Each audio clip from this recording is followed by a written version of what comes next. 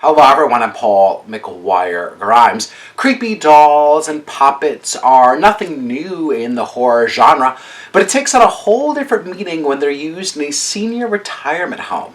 That's the premise behind the new film, The Rule of Jenny Penn. It's now in theaters and will be streaming on Shudder at a later date, and I want to talk about it.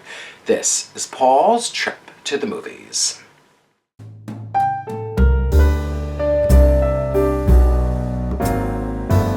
Geoffrey Rush stars as Stephen Mortensen, a high-powered judge who suffers a stroke and faints during a trial that he's proceeding over. He's placed in a retirement home with other seniors his age to get the help and care that he needs. Now, he's also incredibly stubborn and believes that the doctors are wasting his time as he's not like the other patients. Odd occurrences and weird sightings start to happen shortly after he arrives. One of the other patients is Dave Creeley, who's played by John Lithgow, who wears a puppet on his hand that he's named Jenny Penn. Dave uses Jenny Penn as sort of a manifestation and game where he torments the other patients. Stephen is attacked one night and is desperate to get the orderlies and doctors' attention to understand what is happening behind closed doors. No one believes Dave or Jenny Penn could be capable of such violent behavior. The Rule of Jenny Penn is directed by James Ashcroft, who co-wrote the screenplay with Eli Kent. Now, they've adapted it from a short story by Owen Marshall. Ashcroft has a clever little film on his hand as he certainly plays and pulls strings on the audience without revealing too much along the way. Now, he understands the duality at hand with the circumstances and really plays into that from the very beginning. Geoffrey Rush navigates Stephen as this kind of unreliable narrator. Stephen always believes the truth about what he's saying, but there's this other layer where the audience doesn't know if we can fully trust him. Rush brings this kind of escalating madness to Stephen that adds into the mystery at hand. John Lithgow also ratchets up the horror with the crazy antics that we see Dave pull off.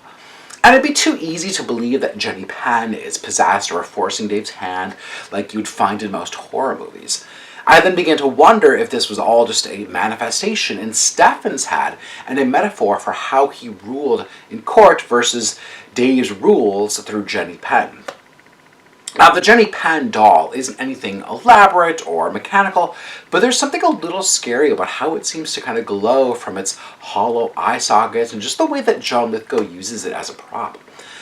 Now, both Rush and Lithgow fully commit as actors to the madness and the psychosis of their characters. The film needs their gravitas and sensibilities to really make this work.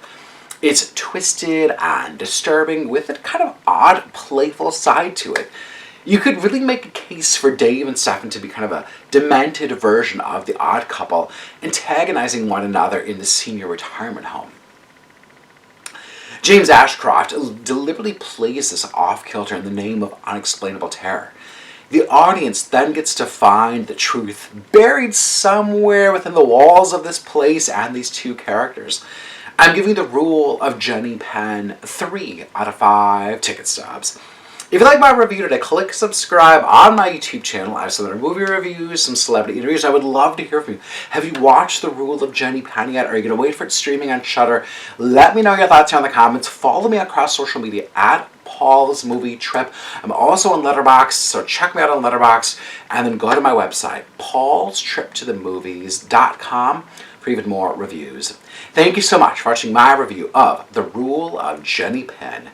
This is Paul's Trip to the Movies.